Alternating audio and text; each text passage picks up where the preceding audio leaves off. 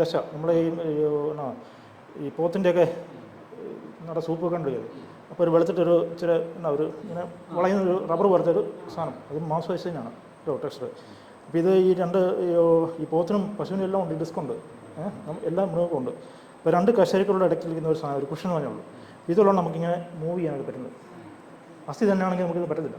ഇതൊരു ഫ്ലെക്സിബിലിറ്റി കൊടുക്കാൻ വേണ്ടി റബ്ബറിൻ്റെ ഒരു ടെക്സ്റ്റർ. പക്ഷേ ഇതിൻ്റെ കുഴപ്പമെന്ന് പറഞ്ഞാൽ ഇതിൽ ഇവിടെ പ്രസ് ചെയ്ത് കഴിഞ്ഞാൽ ഇവിടെ ബൾജ് ചെയ്യും, ബലൂൺ പോലെ.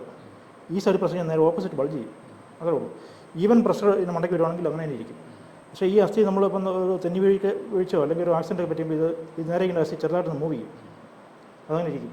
മൂവ് ചെയ്യുന്ന സമയത്ത് നമുക്ക് ഒന്നുണ്ടാവും ഇച്ചിരി പേശി വേദന കാണും, പിന്നെ നമ്മൾ അറിയില്ല, അവിടെ ഇരിക്കും. പക്ഷേ ഇതിങ്ങനെ തന്നെ ഇരിക്കും. ഇതിങ്ങനെ ഇരുന്നൊരു 4-5 വർഷം കഴിയുമ്പോൾ ഇവിടെ ഈ ഡിസ്കിന് പതുക്കെ പ്രഷർ വന്നത് ഈ ഡിസ്ക് ഡാമേജ് ആകുന്നു. അങ്ങനെ ഡാമേജ് ആയി കഴിയുമ്പം ഇതിനകത്ത് ഈ പൾപ്പ് പോലൊരു സംഭവമാണ്, വളരെ സോഫ്റ്റായിട്ട് ജെല്ലി പോലെയാണ്. ഇതിൻ്റെ ഔട്ടർ കവറേജ് നല്ല സ്ട്രോങ് പേശികളാണ്. പക്ഷേ ഇത് ഇങ്ങനെ പ്രസ് ചെയ്ത് ഡാമേജ് ആയിട്ട് ഇതിൻ്റെ സൈഡിൽ പൊട്ടി പുറത്തേക്ക് വരും. അങ്ങനെ പറയാം. അപ്പോൾ അങ്ങനെ പൊട്ടി പുറത്തേക്ക് വന്നിട്ട് ഇത് സ്പൈനൽ കോഡാണ്, ഈ സ്പൈനൽ വെർട്ടിബ്രയ്ക്കകത്തോടെ പോകുന്നതാണ്. ഇത് സ്പൈനൽ നെർവുകൾ രണ്ട് സൈഡിലൂടെ ഇങ്ങനെ കടന്നു പോകും. അത് 31 ജോഡി ഉണ്ട് നമുക്ക്. ഇതുണ്ട് സ്പൈനൽ കോഡ്, ഇങ്ങനെ 31 ജോഡി രണ്ട് സൈഡിലേക്കും കവർ ചെയ്ത് വരുന്നുണ്ട്. അപ്പോൾ ഈ ബ്രെയിൻ കൊടുക്കുന്ന മെസ്സേജുകൾ ഇതിലെ വന്നിച്ച് ഈ ബ്രാഞ്ചുകൾ കിഡ്നിയിലേക്ക്, ലിവറിലേക്ക് അങ്ങനെ പോകുന്ന മെസ്സേജ് പോകുന്നു. അപ്പോൾ ഇതിങ്ങനെ പോകണം. അപ്പോൾ ഇതിങ്ങനെ കടന്നു പോകുന്ന ഒരു ഹോളുണ്ട്, സ്പൈനൽ ഫോറാമൻ എന്ന് പറയും. അപ്പോൾ ഈ ഹോളിനകത്ത് ഇങ്ങനെ ഇത്ര സ്പേസ് കാണും. ഇത്ര സ്പേസ് ഉണ്ടെങ്കിൽ ആരും തടസ്സമില്ല പോകും, നമുക്ക് യാതൊരു കുഴപ്പമില്ല. പക്ഷേ ഈ അസ്ഥികൾ അങ്ങോട്ട് ഇങ്ങനെ മൂവ് ചെയ്ത് ഈ ഡിസ്കിനെ ഞെരിക്കാൻ നോക്കുമ്പോൾ ഇതുണ്ടോ, ഡിസ്ക് ഇങ്ങനെ തള്ളാൻ നോക്കും. ഇതാണ് ഈ ഡിസ്ക് ബൾജ് എന്ന് പറയുന്നത്. നമ്മൾ സൈക്കിളിൻ്റെയൊക്കെ ട്യൂബ് ബൾജ് എന്ന് പറയുന്നത് ഇത് വരുന്നുണ്ട്. ഈ ഡിസ്ക് ബൾജ് ഇങ്ങനെ നിന്ന് കഴിയുമ്പോഴല്ലോ ഈ നെറോട് പ്രഷർ വരും. ഈ പ്രഷർ വരുമ്പോൾ നമ്മൾ ഈ ഓസികൾ വെള്ളം പോകുമ്പോൾ നമ്മൾ ഓസ് ഞെക്കി പിടിച്ചാൽ വെള്ളം കുറച്ചേ പോകും.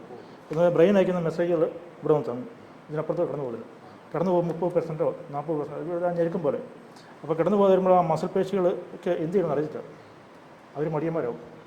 അപ്പോൾ ഈ പേശികളിലേക്ക് ബ്രെയിൻ കൊടുക്കുന്ന മെസ്സേജ് അനുസരിച്ച് വേണം പേശികൾ വർക്ക് ചെയ്യേണ്ടത്, ഓരോ സെല്ലുകൾ വർക്ക് ചെയ്യേണ്ടത്. അപ്പോൾ സെല്ലിന് എന്ത് ചെയ്യുന്ന അറിയത്തില്ല വരുമ്പോൾ പതുക്കെ ഇൻഫ്ലമേഷൻ ആവും, അത് പതുക്കെ പെയിനായിട്ട് മാറും. അങ്ങനെ ആദ്യത്തെ ഒരു സിംറ്റമാണ് പെയിൻ, അങ്ങനെ പെയിൻ ഉണ്ടാകും. അപ്പോൾ നിങ്ങൾ കഴിഞ്ഞാൽ ഡിസ്ക് ബൾജാണ്.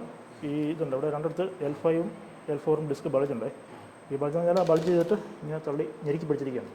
അപ്പോൾ ഈ നേർവ് ഇതിന് ഇടയ്ക്ക് കുരുങ്ങിയിരിക്കില്ല, ഡിസ്ക് ബൾജ് ചെയ്തിട്ട് ഈ നേർവ് ഞെക്കി പ്രഷർ കൊടുക്കുകയാണ്, അത്രേ ഉള്ളതുണ്ട്.